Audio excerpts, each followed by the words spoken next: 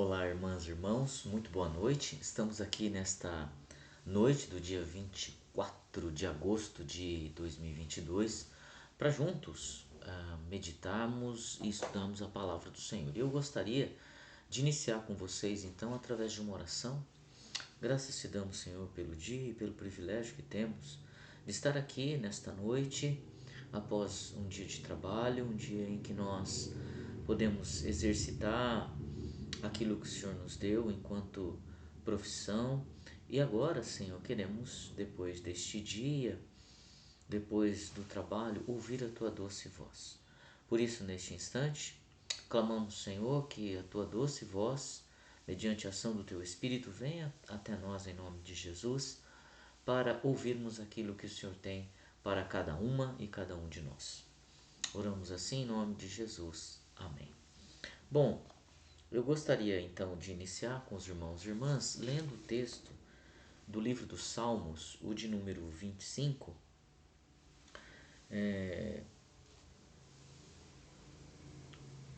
Salmos, o de número 25, que diz assim: A ti, Senhor, elevo a minha alma. Deus meu, em ti confio, não seja eu envergonhado, nem exultem sobre mim os meus inimigos. Com efeito, dos que em ti esperam, ninguém será envergonhado. Envergonhados serão os que sem causa procedem traiçoeiramente.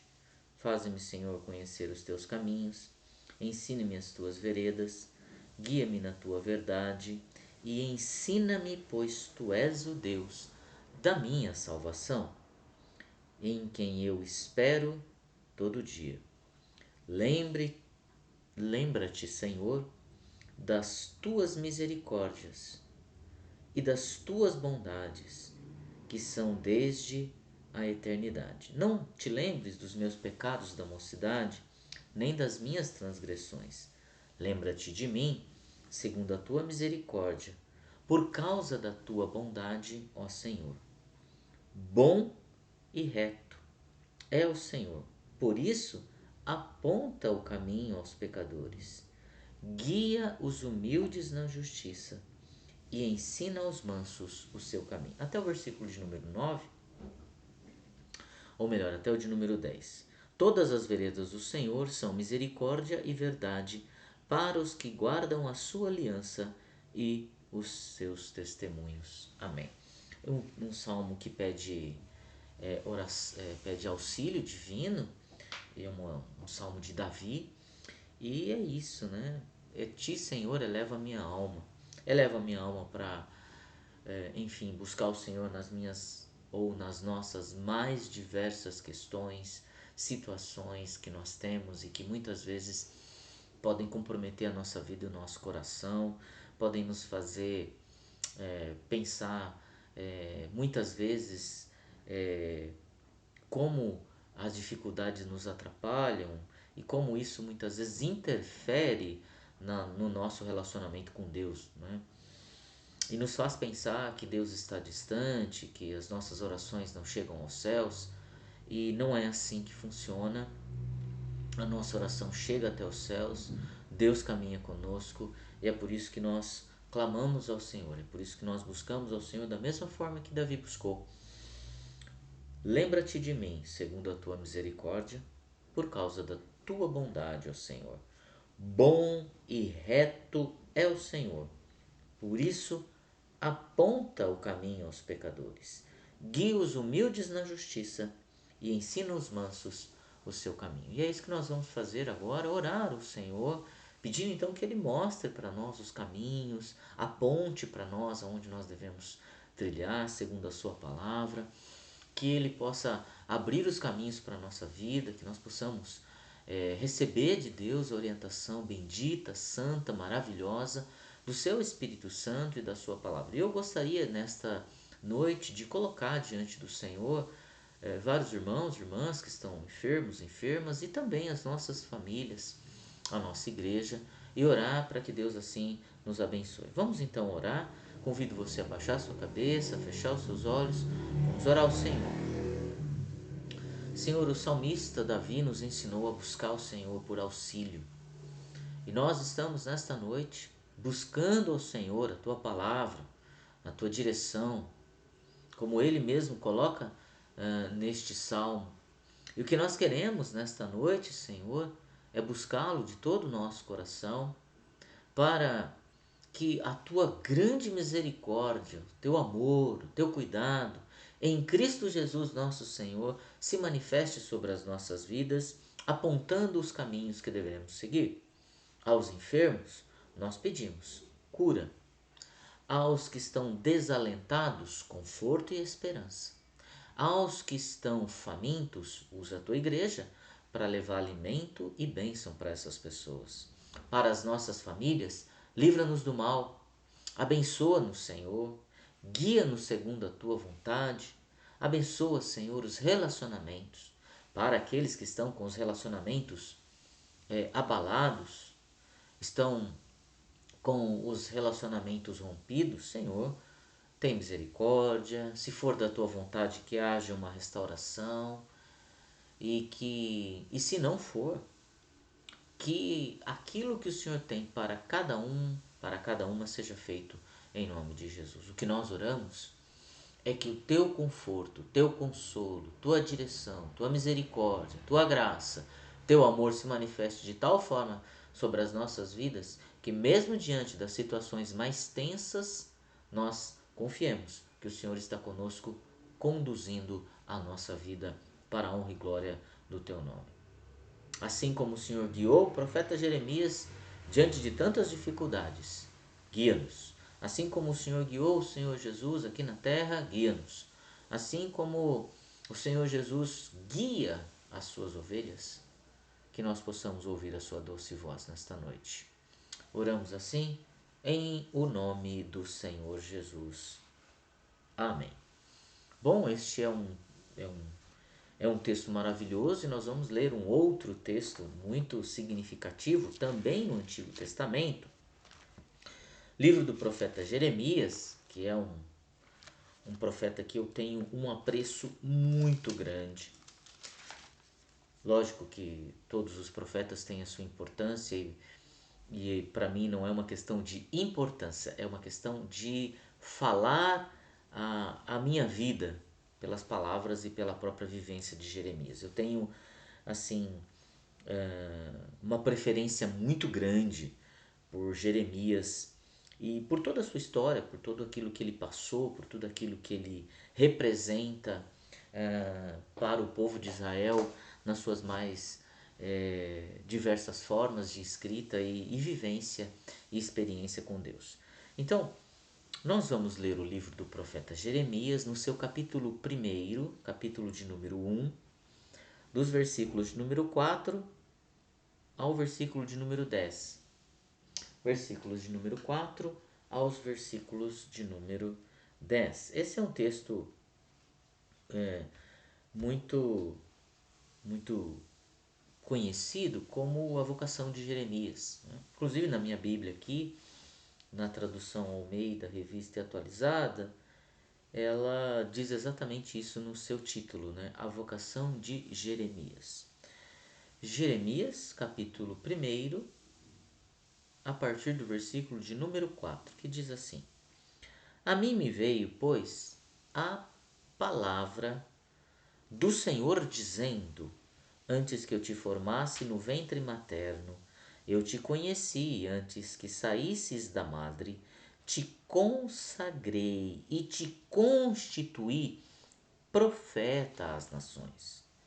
Então eu lhe disse, ou melhor, então lhe disse eu: Senhor Deus, eis que não sei falar, porque não passo de uma criança.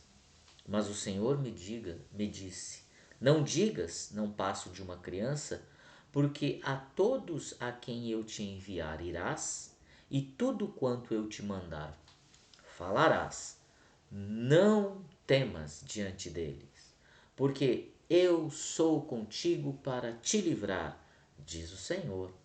Depois estendeu o Senhor a mão, tocou-me a boca, e o Senhor me disse: Eis que ponho na tua boca as minhas palavras. Olha que hoje te constituo sobre as nações e sobre os reinos para arrancares e derribares, para destruíres e arruinares, e também para edificares e plantares. Amém. Palavra do Senhor. Vamos orar mais uma vez?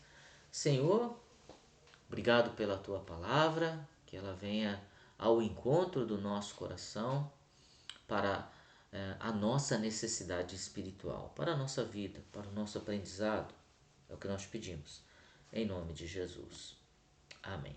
Bom, o texto aqui então, como os irmãos já perceberam, trata-se então de um registro onde Deus chama o profeta.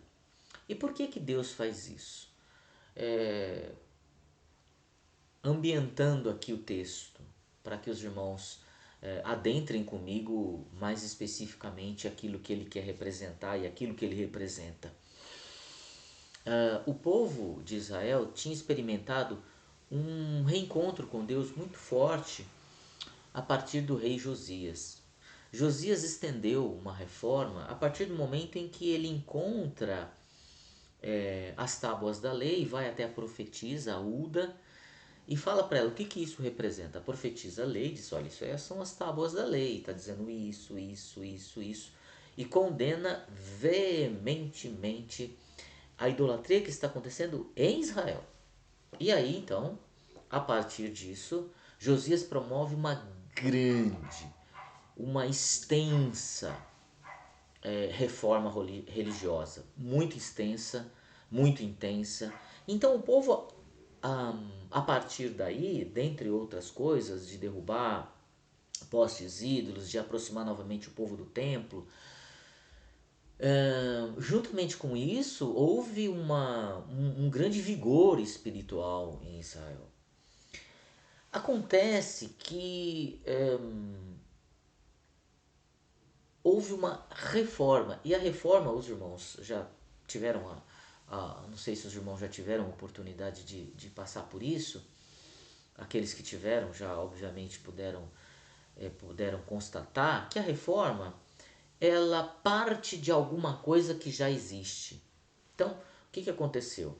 As leis de Deus, a sua aliança sempre existiram, foram então, se afastaram da aliança com Deus, então o Josias faz uma grande reforma, afastando aquilo que tinha induzido o povo ao pecado e reconduzido o povo para a aliança. Qual é o problema? Que nessa recondução, que por isso é uma reforma, ela não foi totalmente profunda, embora ela tenha sido extensa, grande, intensa, ela está assim bem intensa, mas ela não consegue fazer com que o povo sinta que esta reforma foi lá no seu interior. Então houve derrubada de postes ídolos dedicados a outros deuses, houve uma aproximação com o templo. E o que acontece? O Josias morre e ele não consegue completar definitivamente aquilo que era necessário. Algumas pessoas continuaram com os postes ídolos, algumas pessoas continuaram fazendo a sua vida, só que indo ao templo. E aí, como Israel começa a mudar de posição em relação à sua espiritualidade e seu encontro com Deus, há então as bênçãos de Deus vindas sobre o seu povo. E é nesse sentido que surge então Jeremias, por quê? Porque o povo continuava ainda lá no fundo, escondidamente, lá fazendo coisas que não eram do agrado de Deus. Só que estavam enchendo o templo.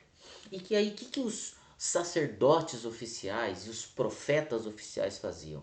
Tá tudo muito bom. O povo ia para o templo, ele erguia as mãos e dizia: Templo do Senhor, Templo do Senhor, Templo do Senhor é este. Só que ao mesmo tempo que eles enchiam o templo, eles tinham a casa e a vida cheias de pecado, de afastamento da palavra. Ou seja, iam porque estava dizendo que ia estar tudo bem. E já que está tudo bem, vamos lá, vamos louvar a Deus, está tudo certinho, está tudo bonitinho. Sendo que não estava. É nesse sentido que surge Jeremias. Então notem que situação difícil, né? Jeremias surge para dizer para o povo que eles estão completamente errados. Só que Israel estava experimentando um momento de um avanço espiritual, um crescimento, entre aspas, espiritual. Ou seja, o templo estava cheio. O povo está dizendo que ia viver de bênçãos por muitos e muitos anos. Só que no dia a dia, a aliança com Deus não era respeitada. No comércio, no tratamento do pobre, no tratamento da órfã, da viúva e na própria adoração a Deus. É nesse contexto que Deus chama Jeremias para dizer: vem aqui, eu preciso que você faça algo por mim. E esse algo é muito intenso, né? Algo que tem algumas características aqui que eu quero ver com vocês, porque é o seguinte, nós estamos nesse domingo do tempo comum que nós lemos, vendo uma caminhada do povo de Deus com consolo e esperança. Onde tem isso aqui? Né? Difícil. Mas os irmãos vão chegar comigo lá no texto e entender que sim, há esperança e consolo para o povo. E quais são então as questões que isso envolve para que o povo então seja consolado, confortado e fortalecido? Bom, inicialmente nós precisamos verificar aqui a própria vocação de Jeremias. E eu queria nesse primeiro momento extrair esta primeira lição: Deus continua chamando. Deus chama seu povo, Deus chama pessoas, Deus continua chamando pessoas para exercitarem os mais diversos dons e ministérios, assim como Jesus fez. Jesus chegou para os pescadores, para Pedro, para quem estava ali e falou: vem e segue-me. E eles imediatamente, diz o texto sagrado, lançaram mão às redes e seguiram a Jesus. Então, o seguimento a Jesus, o chamado, a vocação, ela permanece. Ela ecoa através dos tempos, ecoou através de Jeremias e de vários outros profetas que Deus levantou para chegar até João Batista, segundo o texto, o último dos profetas, para definitivamente em Jesus Cristo inaugurar a era que nós conhecemos como a Era da Graça, a era então no qual Jesus é perfeitamente profeta, sacerdote e rei. Então, é nesse sentido, né? Todo esse aparato da palavra chega para colocar Jesus no lugar que é dele, que é o rei. E este rei, este senhor, este pastor continua chamando assim como o Senhor chamou o profeta Jeremias. E uma lição importante para nós nesses dias tão caóticos, pós-pandêmicos e tudo mais, que é justamente isso: qual é o meu lugar? Qual é o meu chamado? Para que a igreja precisa de mim? Para que eu preciso, como a igreja, melhor dizendo, pode ser um instrumento de bênção na minha vida e ao mesmo tempo eu ser um instrumento de bênção na vida da igreja. Esse é o chamado hoje. É o chamado para homens e mulheres comprometidos e comprometidas com o Senhor, que escutam a voz e sabem que o seu lugar é o lugar, desculpe, é o lugar no corpo de Cristo, que é o lugar na igreja do Senhor Jesus. E é esta igreja que continua chamando, que continua exercendo seus dons e ministérios, aonde o sujeito então vai levar o seu trabalho, a sua palavra, a sua ação, a sua vocação. Todos somos chamados, em primeiro lugar, para a salvação, porque Deus amou o mundo. E é esse chamado para a salvação que nós respondemos. Bom, e qual é o outro chamado? Para exercitar dentro da igreja aquilo que o Senhor Jesus quer de cada um de nós e requer de cada um de nós. E aí os irmãos e irmãs podem se perguntar: mas o que eu posso fazer para a igreja? Várias coisas. Podemos dar aula na escola dominical, pode ajudar no louvor, pode ajudar na coordenação da Santa Ceia, pode ajudar na recepção de membros, pode ajudar no ministério infantil, pode ajudar no ministério de jovens e de adolescentes. Você pode ajudar em qualquer lugar, porque Deus chama você. O Senhor nos chamou para aquilo que Ele quer. E aquilo que Ele quer é a edificação da sua igreja. Vai nos dizer Paulo lá em Efésios capítulo 4. Né? Ele nos chamou. Cada um para o seu devido lugar. Ele vai dizer isso lá em Coríntios 12. Depois ele retoma isso em Efésios. E qual é a finalidade disso? Para que o corpo, a igreja do Senhor, seja então uma igreja abençoada, fortalecida, e esta igreja conta com aqueles que são chamados. E o Senhor continua chamando. Deus chama você, o Senhor Jesus chama você para que você possa, dentro da igreja, dentro do corpo de Cristo, exercitar o seu chamado. Veio a mim, pois, a palavra do Senhor dizendo: antes que te formasse no ventre, eu te conheci e te consagrei e te constituí profeta às nações. Isso então é o primeiro a lição. Tem várias aqui, eu vou focar em três, não é? Que tem justamente essa questão do consolo. Por quê? Porque, irmãos, dentro do corpo de Cristo nós podemos ser um instrumento de bênção para aqueles que não estão no momento conseguindo lidar com as demandas da vida. É muito peso, é muita situação difícil. Pensem nos irmãos e irmãs que às vezes tem uma doença crônica, ou às vezes precisa de ajuda, ou às vezes está passando por um tratamento longo, difícil, e que tem a ver com a área da saúde, outros não, tem a ver com perdas, lutos, outros às vezes não estão conseguindo lidar com a própria realidade de querer responder uma série de questões, e a gente viu isso no domingo, não é? Gente que está curvada, curvada para o dinheiro, curvada para os bens materiais, curvada para cuidar primeiro dos seus próprios interesses. Então, Jesus então cura a mulher, coloca ela de volta para que ela possa ser inserida, chama ela de filha de Abraão. O chamado novamente, Deus nos chama para ajudar uns aos outros. Deus nos chama para exercer o nosso chamado dentro da igreja, sendo bênção e sendo abençoado.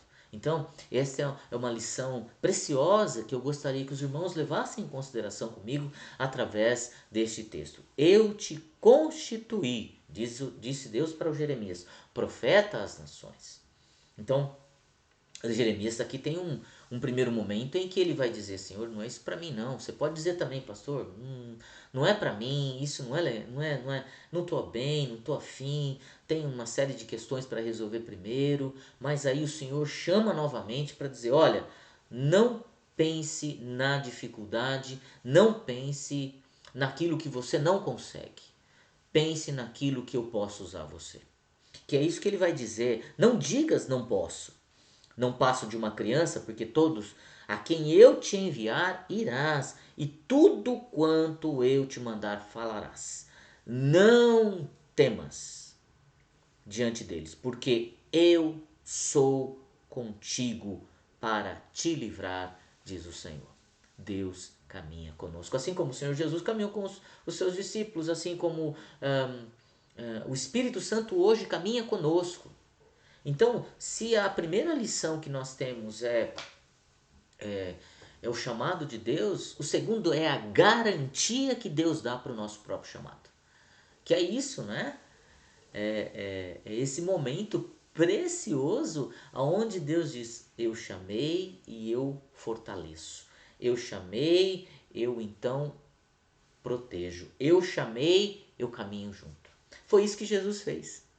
Lembram-se, quando ele chama os discípulos, ele falou: vocês são pescadores, mas eu vou ensinar vocês a pescar homens.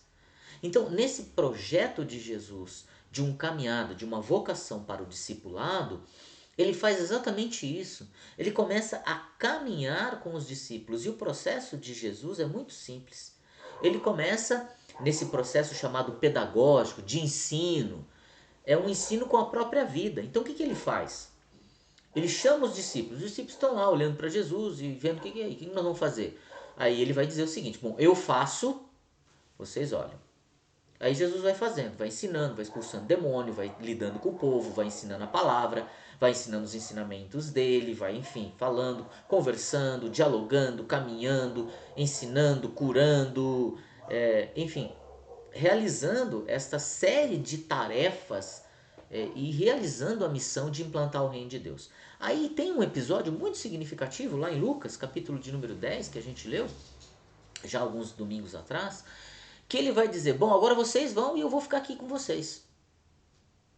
E aí então eles saem, os discípulos saem de dois em dois, e 72 ou 70, depende da versão da Bíblia, e lá eles começam a fazer e tal, e voltam. Quando eles voltam para Jesus, notem, eles voltam para prestar relatório para Jesus, e eles falam: os demônios nos obedecem e tal, aquela coisa toda. Aí Jesus fala para eles: olha, isso não é o mais importante é que vocês exerçam aquilo que eu disse para vocês e a glória seja dada a Deus. Bom, entenderam? Então, é nesse sentido que, pastor, o que eu posso fazer? Eu posso confiar que Deus vai me usar como um instrumento de bênção na vida da igreja. Muitas vezes, nesse processo que nós estamos vivendo ultimamente da nossa sociedade, uma sociedade extremamente de consumo, onde tudo é consumível, não é? Onde a própria vida acaba sendo consumida por tudo aquilo que nos é oferecido. Pensem bem, às vezes há tanto consumo que a gente precisa e há tanto consumo que a gente não precisa.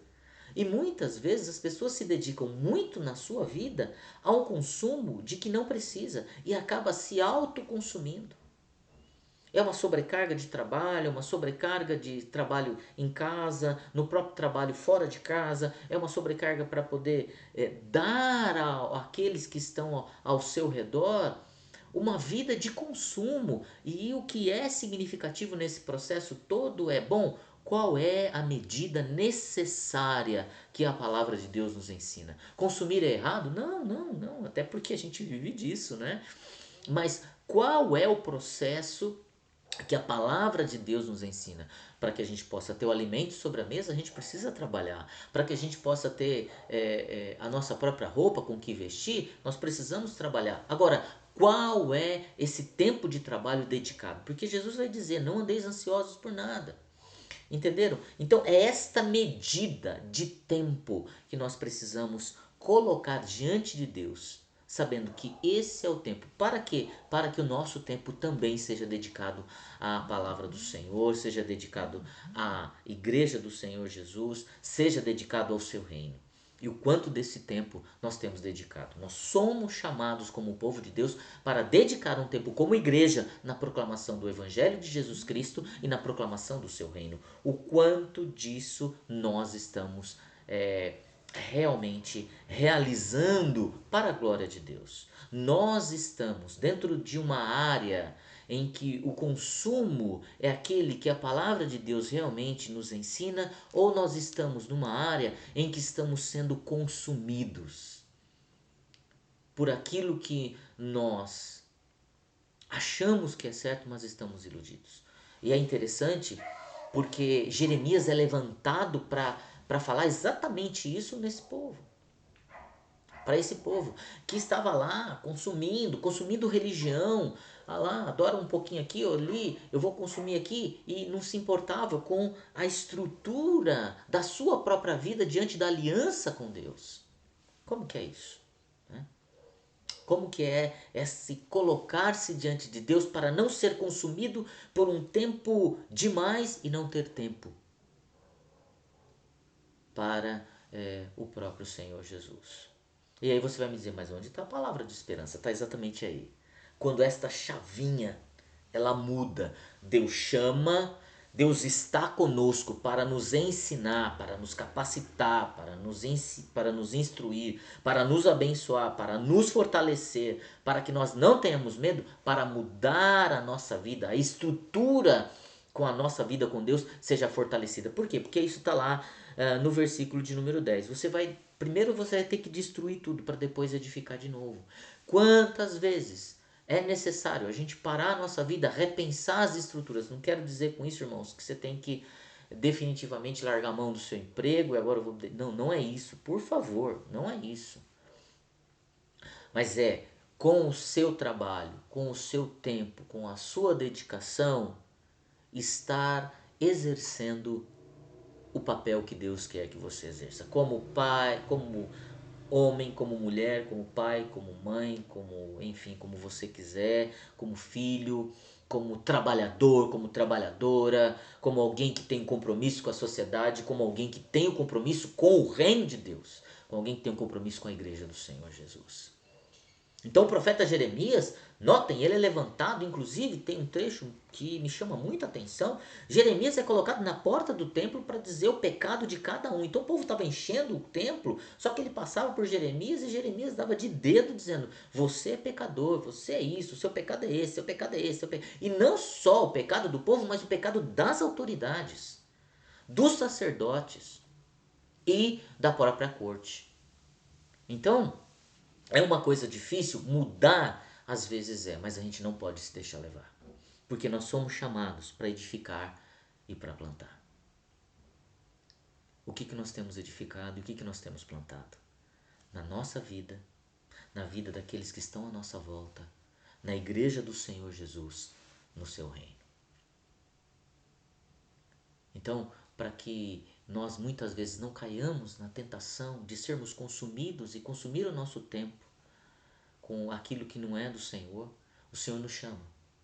E esta parada, esta reflexão é um momento de alento, de alívio, de mudança para a nossa vida. Quero convidar você para fazer esta mudança na sua vida. Quero convidar você para que você seja abençoado, abençoada e instrumento de bênção nas mãos do Senhor. Que Deus abençoe a sua vida.